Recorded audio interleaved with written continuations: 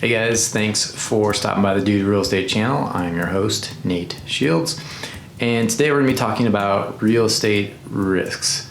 Now, I don't want to scare you, but sometimes it's good to be scared because it might save us from doing something we'll regret later. So we're going to dive into 9 real estate investing risks. We'll go over those briefly as possible. Then we'll look into some ways to mitigate those risks as best we can. And if you stick around, I have a very generous bonus at the end, and I do hope you'll stick around for that. So anyway, let's dive right into some of these real estate investing risks. All right, number 1 is you can lose your money. Of course, this is fairly obvious, and I want to tell you a story about a deal I did. It was a flip I did where I could have lost a lot, and I actually got lucky. I will link to this right up here somewhere. This one was an auction property. I was bidding on my phone actually the day of. I was on my way to a listing appointment.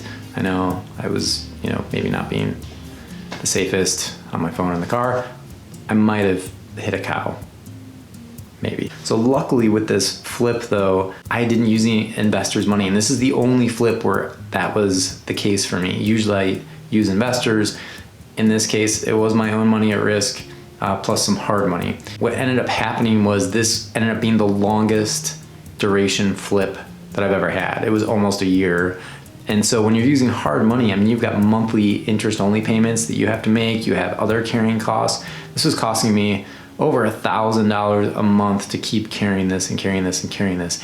And luckily, like I posted in that video, I just got remarkably lucky on this one because of something that was completely not real estate related, and was able to make money on it.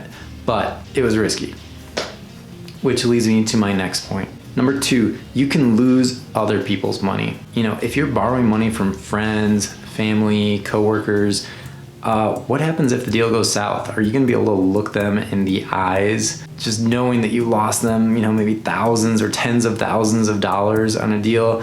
That's super, makes me anxious just thinking about it. You just got to make sure that you're buying some good deals and that they are aware of the risks as well. Now, number 3, this is always a risk in any business venture, whether it's real estate or something else. And a lot of people say that it's not a matter of if, it's a matter of when. And what I'm talking about is getting sued. So luckily we haven't gotten sued yet, knock on wood. But this can happen. It probably will happen if you're in the game long enough. So, just be aware that that is a potential risk for investing in real estate. All right, number 4 is buying the wrong deal. I have definitely done this before. I have bought a couple deals in the past that I have regretted.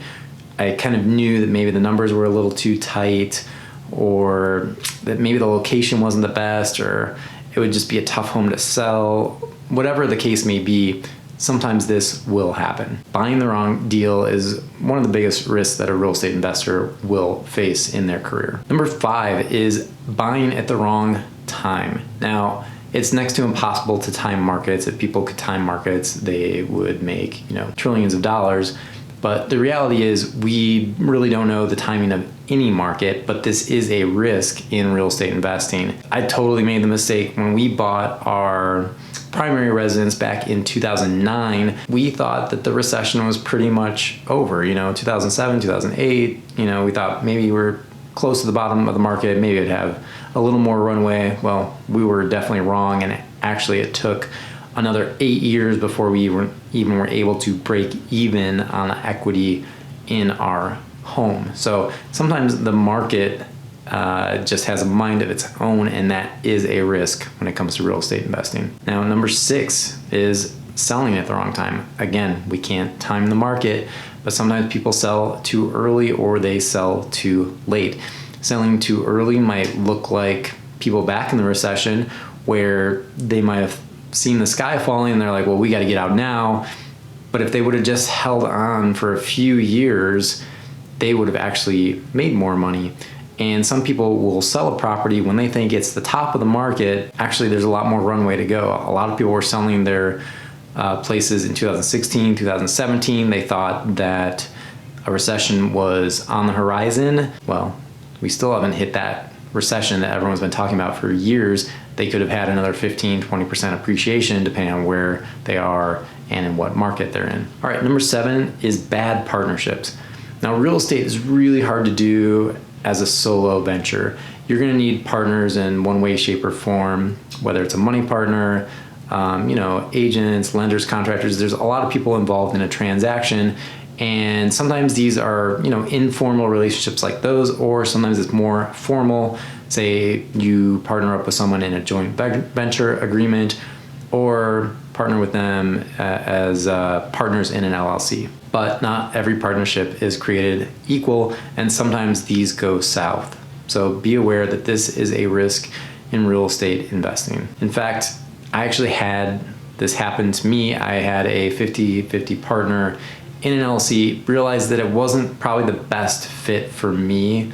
And I ended up, after we did a deal, I ended up buying him out of the LLC, and we went our separate ways. Luckily, that was fairly easy. We're still friendly. You just have to think about these things when you're real estate, for the most part, is a long-term game. And so it's important to have relationships with people and partnerships with people that will last for the long term. Number 8, one of the risks of real estate investing is acting on bad advice. Sometimes when you're a new investor, you just don't know what is good advice or bad advice. This could be the advice of a contractor, a lender, an agent, a mentor or coach, or a training program. It could be a bunch of different things, but this I see happens quite a bit. All right, number 9 is opportunity costs. One way of thinking of this is maybe you're buying an okay deal. On paper it looks good, you're buying it, you just close on it, and then you get a home run deal across your desk the next day, but you're not able to go after it because you've got everything tied up in this previous deal you just did. Sometimes doing an okay deal might force you to not be able to pursue other deals in the future. There is an opportunity cost involved in real estate. And now let's get into some ways to mitigate these as much as possible. All right, here are some ways to mitigate your risk when it comes to real estate investing. Number 1 is to educate yourself. There are books and podcasts and websites and forums and training programs and coaches and mentors. There's a lot of different ways to educate yourself. Real estate investing meetups are another great one. But make sure you're getting educated in the space you're interested in first, so that you can see some red flags potentially in the future. Now, don't get caught up in analysis paralysis though,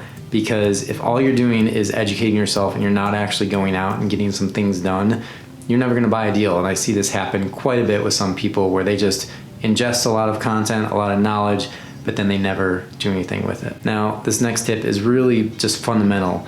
Buy good or great deals in good or great markets. By doing this, you'll mitigate a ton of risk. If you're buying, obviously a bad deal is a bad deal in any market. But if you're buying even a good deal in a bad market, there's some risk there because you don't know what that market's going to look like in the next year or 2 or 3 years, what the demographics might be, what the rents might be, what the appreciation might be. So make sure you're buying good or great deals in good or great markets. All right, this next tip, I see investors getting this wrong all the time. They don't stick to their numbers. So on paper, they do this analysis and it's like, okay, this is our highest and best that we can go here, and here's our rehab and everything. And then as they're negotiating, their highest and best creeps up a little bit, and then their rehab budget creeps up a little bit. And then all of a sudden you've got either a break-even deal at best, or you're losing money and of course your time. So just be very careful, stick to your numbers. And along with that, don't be desperate. Be prepared to walk away. Sometimes this can be a great negotiation tactic where if you're willing to walk away, the seller might come back to you and be like, okay, look, we've talked about it. We're willing to accept your offer. But this also protects you if they're not willing to go there, then you won't do that deal. As a wise man once said, sometimes the best deals are the ones you don't do. And make sure that you're protecting yourself with contracts and agreements. Get everything that you can in writing so that you can point back to these agreements if something does go wrong. If you don't have something in writing, it's just a he said, she said type of battle, and those never go well. So make sure that you get everything in writing. And another tip, just trust your gut when it comes to working with people, especially partnerships or vendors.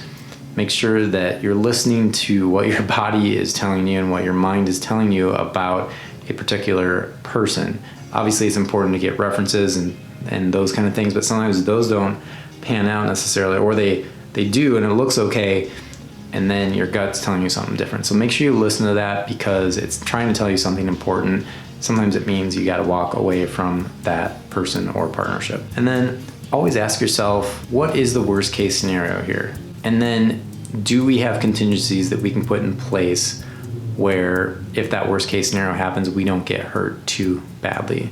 So this kind of goes in combination with the rest of what I was talking about, buying good deals in good markets. Obviously there's contingencies in contracts, so do your due diligence. You have your home inspection contingency, things like that, where maybe you're out a few $100, but at the end of the day, it's better to pay that money and not do a deal than to do a bad one. All right, guys, and now for my very generous bonus here at the end.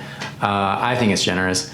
I'm gonna link below in the description, link to my calendar actually, and we can hop on a call. So if you're having trouble with something, if you have a question about something, if you've seen anything in my videos that you're not sure about, maybe you're trying to walk through a deal or analyze a deal, really could be anything real estate investing related. I'm happy to talk about it. So you can schedule with me directly on that calendar, whatever day and time works for you.